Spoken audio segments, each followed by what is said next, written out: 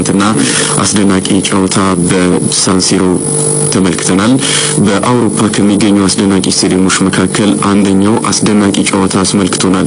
ኢንተር ባርሴሎናን 4-3 አሸንፏል። በትናንቱ ጨዋታ የመጀመሪያው ጨዋታ 3-አቻ የተጠናቀቀ ስለነበረ በአጠቃላይ በድምር ውጤት 7-6 ኢንተር ሚላን የፍጻሜ ተፋላሚ መሆኑ ተረጋግጧል። ጨዋታውን ለመግለጽ ቴሪ ዳንኤል ኦንሪ ሲቢኤስ ላይ ባርሳና ኢንተር እናመሰግናለን በሚል ነው የገለጸው። ምክንያቱም በጣም ምርጥ ጨዋታ ስለሆነ ከዚህ በላይ ሊገልጽ የሚችል ቃል ያለ አይመስለኝም። በጣም አሪፍ ጨዋታ ነበረ። ላውታሮ ማርቲኔዝ መጀመሪያ ጎል አስቆጥሮ ቀዳሚ ያደረገ። የመጀመሪያው አጋማሽ ሊጠናቀቅ ደቂቃዎች ሲቀሩ 45ኛው ደቂቃ ላይ ቻላኖግሉ በፍጹም ቅጣት ምት የኢንተርን ሁለተኛ ጎል አስቆጥሮ 2-0 ነበር ጨዋታው የተጠናቀቀው። ባርሴሎና ከረፍት መልስ ኤሪክ ጋርሲያ፣ ዳኒ ኦልሞና ራፊኛ ያስቆጠሩ። የመጨረሻውን ጎል አቼርቢ ያስቆጥሯቸው ሆኖ በ30 ደቂቃ ፍራቴሲ አስቆጠረና አጠቃላይ 4-3 ኢንተር ሚላን አሸንፏል። በአውሮፓ ቻምፒየንስ ሊግ ታሪክ ከታዩ ምርጥ ጨዋታዎች መካከል አንደኛው ነው። ይሄ ምንም የሚያጠያይቅ ጉዳይ አይደለም። አንዳንዶች እንደውም በግማሽ ፍጻሜ እንደዚህ አይነት ምርጥ ጨዋታ ታይቶ አይታወቅም እስከ ማለት ደርሰዋል። ከምን ጊዜ ምርጥ ጨዋታዎች መካከል አንደኛው በእግር ኳስ ታሪክ ከታዩ ምርጥ ጨዋታዎች መካከል አንደኛው ነው ያሉ ጎሎች የተቆጠሩበት ጨዋታውንም አጠቃላይ ጨዋታውም የጨዋታው እንቅስቃሴንም በመመልከት ጎሎቹ የተቆጠሩበትን መንገድ ከግምት ውስጥ በማስገባት ከምን ጊዜ ምርጥ ጨዋታዎች መካከል አንደኛው። የደርሶ መልሱን ከተመለከትን እንደዚህ አይነት የደርሶ መልስ ጨዋታ የለም በሚልም የሚገልጹ አሉ። ያለምንም ጥርጥር ግን ሁለት ምርጥ ጨዋታዎችን ባርሴሎናና ኢንተር ሚላን አድርገው ኢንተር ሚላን 7-6 አሸንፎ የፍጻሜ ተፋላሚ ሆኗል። ኢንተር 2-0 እየመራ የመጀመሪያው አጋማሽ ተጠናቀቀ። ኢንተር ጨዋታውን የገደለው ይመስል ነበረ። ሁለተኛ አጋማሽ ባርሴሎና የኳስ ቁጥጥር ብልጫው ላይ ውጤታማነትን አክሎ 3 ጎሎችን አስቆጠረ። ተከታታይ ጎሎችን አስቆጠረ። የመጨረሻው ጎል ሲቆጠር ደግሞ 87ኛ ደቂቃ ላይ ነበረ ራፊኛ ያስቆጠረው። ከዛ በኋላ ያለቀ ይመስላል። 93ኛው ደቂቃ ላይ ነው ጎሉን ያስቆጠረው አቼርቢ። ያስቆጠረው ተጫዋች ደግሞ ተከላካይ ነው። ያስቆጠረበት መንገድ ግን በጣም ብሩህ አጥቂዎች የሚያስቆጥሩበት መንገድ ነው።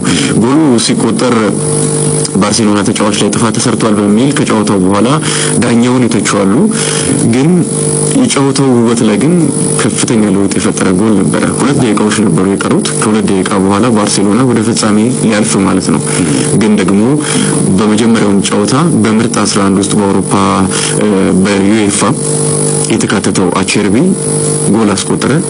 በአውሮፓ መድረክ የመጀመሪያውን ጎል ያስቆጠረው ጎሉን አስቆጥሮ ሴሌብሬት ያደረገበት መንገድ በጣም የሚገርም ነበር። ደስታውን የገለጸበት መንገድ ሳንሲሮ ትናንትና የነበረው ድባብ ልዩ ነው። ገና ከመጀመሪያው ጀምሮ በእርግጥ ይህ ስቴዲየም ለእንደዚህ አይነት ትልልቅ ጨዋታዎችና ለእንደዚህ አይነት ውብ ድባብ አዲስ አይደለም። አስቀድሞም በተደጋጋሚ ይህንን ውብ ድባብ ለዓለም አሳይተዋልና ከ70 ሺህ በላይ ተመልካቾች ትናንትና በስቴዲየም ታድመው እጅግ በጣም ግሩም ምሽት ተመልክተዋል። 30 ደቂቃ ተጨመረ። ተቀይሮ የገባው ፍራቴሲ ግሩም የሚባል ጎል ለኢንተር አስቆጠረ። ከዛ በኋላ ባርሴሎናኖች የአቻነት ጎል ለማስቆጠር ተደጋጋሚ ሙከራዎችን አደረጉ፣ አልቻሉምና ጨዋታው በዚሁ ተጠናቀቀ 4-3 በሆነ ውጤት። በጣም ግሩም ጨዋታ ነበር። ኢንተር ሚላን በ3 ዓመት ለሁለተኛ ጊዜ ፍጻሜ ተፋላሚ ሆኗል። እሺ እንትን ላነሳ ፈልጌ ነው የላሚን ያማል ነገር በ17 120 ደቂቃ ያክል ያለ ብዙ ድካም በሚገርም ጨዋታ ነበር ነው የተጫወተው። እሱ ለመግለጽ ፈልጌ ነው። እናነሳለን ግድ መነሳት ያለበት ተጫዋች ስለነበረ ማለት ነው። ማንም እንዲያልቅ ያልፈለገው ጨዋታ ነበር ያለምንም ጥርጥር። ቢቀጥል ብዙ ሰው ይደሰታል። ምናልባት የኢንተር ደጋፊዎች ጨዋታው በዛ በማለቁ ደስተኞች ናቸው ያለምንም ጥርጥር። አቻ ወጥቶ ደግሞ የመጨረሻውን የመለያ ምት ደግሞ ብንመለከት ከሁለቱም ቡድን ደጋፊነት ውጪ ለሆነ እግር ኳስ አፍቃሪ በጣም የሚያስደስት ይመስለኛል። ሌላ ቅመም ይጨምርለታል። ግን ምንም ያልቀረው ጨዋታ ነበር። ያም ባይኖር ምንም ያልቀረው ጨዋታ ነበረ። ሁለቱም ጨዋታዎች አዝናኝ ነበሩ። ሳምንት ከነበረው ይልቅ ትናንትና ሳምንት ከመጀመሪያው ደቂቃ አንስቶ ነበር በጣም የሚያስገርም የነበረው። ያንን ጎል ቱራም ካስቆጠረበት ደቂቃ ጀምሮ ኢንተር ሲመራ ባርሴሎና አቻ ሲሆን ነው ጨዋታው የተጠናቀቀው። በጨዋታው ላይም ብዙ አጋጣሚዎች እንደነበሩ እናስታውሳለን። ትናንትና የመጀመሪያው አጋማሽ ላይ ከመጀመሪያው ጨዋታ አንጻር ከተመለከትነው የቀዘቀዘ ነበረ። ኢንተሮች በደንብ እየተከላከሉ ጎሎችን አስቆጥረዋል። ባርሴሎናዎች ኳሱን በደንብ ይዘዋል። ሙከራዎችም ነበሯቸው። ሁለተኛው አጋማሽ ግን እጅግ በጣም የሚያስደንቅ ሁለተኛ አጋማሽ ነበረ። አዝናኝ ነበረ። ለረጅም ዓመታት የሚታወስ ጨዋታ ነው ያለምንም ጥርጥር። አንደኛ ጨዋታው የተጓዘበት መንገድ ቅድም እንዳለው መመራት የነበረበት ጨዋታ ስለነበረ የሆነ ሰዓት ላይ ያለቀ ይመስልና ድጋሚ ሌላኛው ቡድን ጎል አስቆጥሮ ደግሞ ያለቀ ይመስላል በድጋሚ ከእንደገና ነፍስ ዘርቶ የተሸነፈ የሚመስለው ቡድን ያሸነፈበት ጨዋታ ነው። ኢንተር መጀመሪያ ያሸነፈ ይመስል ነበረ። ባርሴሎና ጎሎችን አስቆጥሮ 2 ደቂቃ እስኪቀረው ድረስ ያለቀ የሚመስለውን ጨዋታ በመጨረሻ 93ኛው ደቂቃ ላይ አቼርቢ ጎል አስቆጥሮ ወደ 30 ደቂቃ ሄደ። በመጨረሻ ነፍስ ይዘራበት ፍራንኬሲያ ጎል አስቆጠረና ኢንተር አሸነፈና ይሄ ለረጅም ጊዜ እንዲታወስ ያደርገዋል። በጨዋታው ላይ ያለው ውበት እንዳለ ሆኖ ማለት ነው። በእርግጥ በእኔ እምነት ለጨዋታው ውበት ትልቁን ሚና የሚወስደው ባርሴሎና ነው። ያው ባርሴሎና ጨዋታ ነው። ነፃ ሆኖ ነበር ሲጫወቱ የነበረው። ጎል አስቆጥረው እንኳን ተጨማሪ ጎል ለማስቆጠር ሲጫወቱ ነበረ። ኢንተር ሚላን በጣም ትልቅ ቡድን ስለሆነ የሚገርም ቡድን ስለሆነ ትናንትና ጨዋታውን አሸንፏል። መከላከልም የራሱ ጥበብ አለው። ያንን በደንብ አሳይተዋል። በተደጋጋሚ ወደ ባርሴሎና የግብ ክልል ሲያመሩም ነበረ። የተከላከሉ በደንብ ወደ ባርሴሎና የግብ ክልል ሄደው የጎል እድሎችን ሲፈጥሩ ነበረ። ይሄም ራሱ አንድ ውበት ነው። ዋናው የባርሴሎና ጨዋታ ነው ለማለት ነው እንጂ ተጋጣሚ ኢንተር መሆኑ ራሱ ጨዋታው ውበት እንዲኖረው አድርጎታል እና በጣም አስገራሚ ነበረ። ሁለተኛው ላሚን ያማል ነው። ቅድም አንስተዋል። የነ ሜሲን ዘመን በማየታችን እድለኞች ነን እንላለን አይደል? በተደጋጋሚ አብዛኛው ሰው ይሄንን ይገልጻል። ሜሲና ሮናልዶ በነበሩበት ዘመን ያንን እግር ኳስ መመልከት መቻላችን እግር ኳስን በታሪክ ማውራት በደንብ ተመልክተው ማውራት ከሚችል ትውልዶች መካከል አንደኛው እንድንሆን አድርገውናል። በጣም አስደናቂ ተጫዋቾች ስለሆኑ ሌላ ዘመን እየመጣ ያለ ይመስለኛል። የላሚን ያማል ዘመን በዛ ደረጃ ሊገለጽ የሚችል ነው። በዚህ እድሜው ልክ ሊዮኔል ሜሲ ሲያሳይ እንደነበረው አይነት አስደናቂ አቋም ነው ያሳየው። ማነጻጸር ሊቻል ይችላል። ሊዮኔል ሜሲ ከዚህ የተሻለ ነው በሚል ማነጻጸር ሊቻል ይችላል። ግን የሆነ ክላስ ውስጥ ራሱን በደንብ ማስገባት የቻለ ተጫዋች ነው ላሚን ያማል። ኢንተር ሚላን የቻምፒየንስ ሊጉ ምርጡ ተከላካይ ቡድን ነው ዘንድሮ። ትናንት የሚያልፍበት መንገድ ግን በርካታ ጎሎች የተቆጠሩበት እንደመጣ ቡድን ነው። በቀላሉ ተጫዋቾችን ሲያልፍ የነበረው ዲማርኮ ከዛ በኋላም ተቀይሮ የገባው ተጫዋች እና ባስቶኒ አቼርቢን የመሳሰሉ ተከላካዮች ያሉበትን ቡድን የሚያልፍበት መንገድ እጅግ በጣም የሚያስደንቅ የተጫዋቹን አቅም የሚያሳይ ነበርና እድለኛ ነን አሁን እሱ መምጣቱ። ሌላ 10-15 ዓመት ልንመለከት ነው ማለት ነው። ከጉዳት ይጠብቀው እንደ ሊዮኔል ሜሲ እና ክርስቲያኖ ሮናልዶ በደንብ ሙያውን የሚያከብር ተጫዋች እንዲሆን ብቻ ነው የምንመኘው። ምክንያቱም እነዚህ ሁለት ትልልቅ ተጫዋቾች ሙያቸውን በማክበራቸው ለረጅም ዓመታት አጣጥመናቸዋል። ስለዚህ ላሚን ያማልንም በተመሳሳይ መልኩ ራሱን ጠብቆ እንዲቀጥል ነው የምንመኘው። ለምሳሌ ከዓለማችን አስደናቂ ተጫዋቾች መካከል አንደኛው ላሚን ያማል ራሱ አራያ የሚያደርገው ኔይማር ነው አይደለ? የጉዳት ታሪኮች እንዳለ ሆኖ ግን ተዝናኖትን እጅግ በጣም የሚያበዛ ስለነበረ በሚገባው ልክ አልተመለከትነው። ባለው አመት በደንብ ተመልክተነዋል። ማድረግ ያለበትን ሁሉ ነገር አድርጓል። በጣም አዝናኝ ተጫዋች ነው። ተመልካቹን የእግር ኳስ ደጋፊውን እጅግ ያዝናና ነው። ግን ደግሞ ራሱን በተሻለ መንገድ ቢጠብቅ ኖሮ ከዚህ በላይ በደንብ እንመለከተው ነበር ብዬ አስባለሁ። ያው አንድ ተጫዋች በህይወቱ የሚዝናና ሲሆን ነው ሜዳ ውስጥ በእርግጥ ሊያዝናና የሚችለው። ግን ደግሞ ራስን መጠበቅ ይበልጥ በእግር ኳስ ጎልቶ መውጣትን ያመጣልና ላሚን ያማል ያንን ማድረግ የሚችል ከሆነ ለረጅም ዓመታት በደንብ እንደነ ሊዮኔል ሜሲ እና ክርስቲያኖ ሮናልዶ እናጣጥመዋለን። ትናንትና ቢያንስ 2 ጎሎችን ማስቆጠር ነበረበት። በተለይ አንደኛውን ያንዞማ የመለሰበት መንገድ እሱ ራሱ አላመነም። ከዛ በላይ ሙከራው ሊገልጽ የሚችል ነገር የለም። ተጫዋቾችን የሚያልፍበት መንገድ፣ ውሳኔዎቹ፣ ሙከራዎቹ ሙሉ ተጫዋች ነው። እንደዚህ አሲስት የሚያደርግለት እንኳን ነበር ትናንትና ብቻውን ማለት ይቻላል። እንትና ደግሞ ራፊኛ ደግሞ በጣም ደክሞ ስለነበረ በትናንትና ጨዋታ ላይ ከዛ አስቀድሞ የነበረው አይደለም። ጎል አስቆጥሯል፣ ክብረ ወሰንም ተጋርቷል።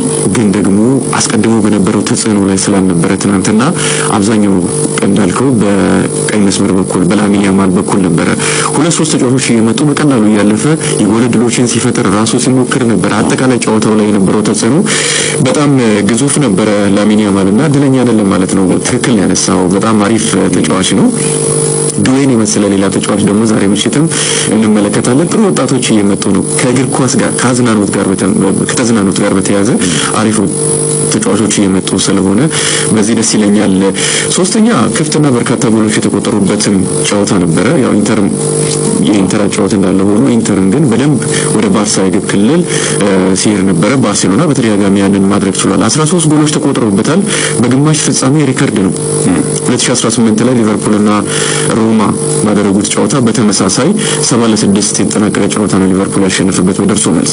ከዛ ጨዋታ ጋር በግማሽ ፍጻሜ ሪከርድ ሆኖ የተመዘገበ ጨዋታ ሆኗል። ባርሴሎና ለፍጻሜ ለማለፍ 2 ደቂቃዎች በቀሩት ጨዋታ ተሸንፎ ከውድድሩ ውጪ ሆኗል።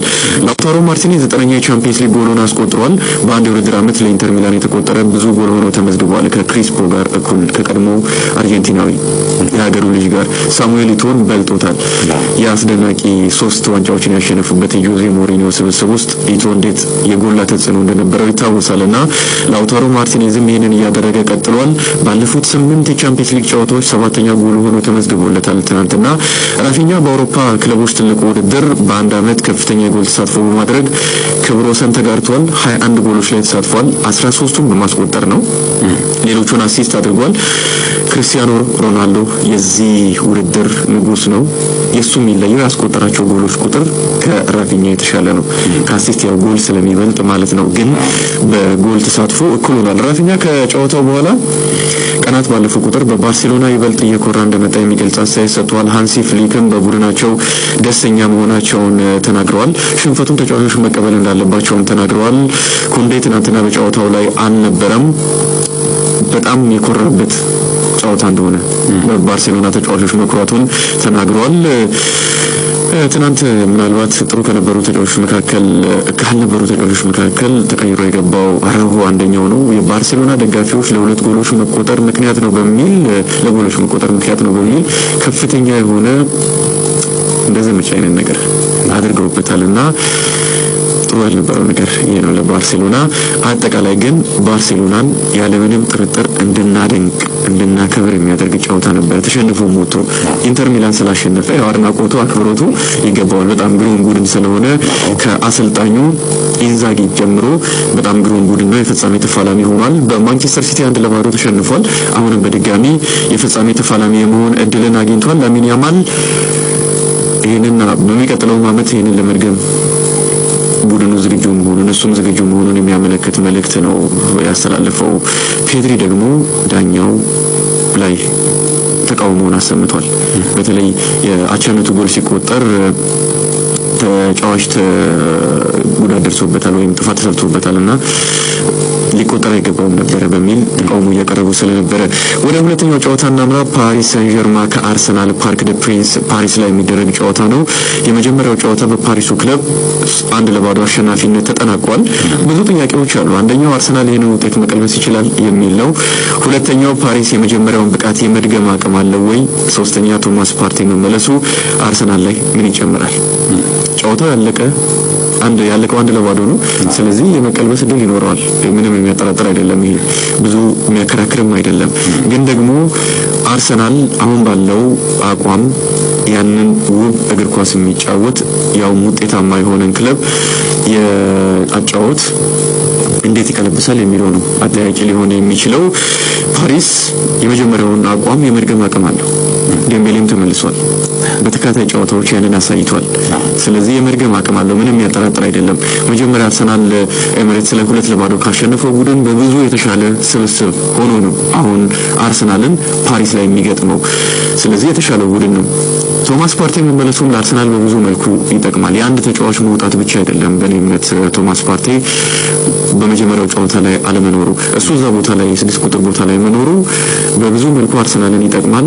ማጥቃቱንም የቡድኑን ቢልዳፕ በማስጀመር በማደራጀት ትልቅ አስተዋጽኦ አለው። በመከላከልም ትልቅ አስተዋጽኦ አለው የመጀመሪያው ነገር። ከዛ ባለፈ ግን ዴክላን ራይስን ወደ ተቃራኒ ቦክስ እንዲጠጋ በማድረግ ውጤታማ የሆነበት ቦታ ላይ እንዲሆን ያደርገዋል። ማርቲኔሊንም በማነቃቃት ትልቅ አስተዋጽኦ ይኖረዋል። ዴክላን ራይስ ወደፊት ተጠግቶ ሲጫወት 8 ቁጥር ቦታ ላይ ሲሆን ማርቲኔሊ ራሱ የተሻለ ተጫዋች ይሆናል እና በዚህ መንገድ ትልቅ አስተዋጽኦ ይኖረዋል። ሜሪኖንም ወደፊት ያመጣዋልና እሱም ለረጅም ኳሶችም ቢሆን ጎሎችንም በማስቆጠር በጣም የተሻለው ቦታ ያ መሆኑን በተደጋጋሚ አሳይቷል። ማድሪድ ላይ ይህንን አሳይቶናል አይደለ? በደንብ አስደናቂ ሆኖ የሁለተኛው ጨዋታ ላይ አሲስት በማድረግ የመጀመሪያው ጨዋታ ላይ በማስቆጠር ቡካዮ ሳካ አጠቃላይ ጨዋታው ላይ የሚፈጥረው ተጽዕኖ ከፍተኛ ነው። ፓሪስ ከሁለተኛው አጋማሽ በኋላ ሲደክም ተመልክተናል። ያንን የመጠቀም እድል አለው አቅም አለው ወይ የሚል ነው የሚነሳው። አርሰናል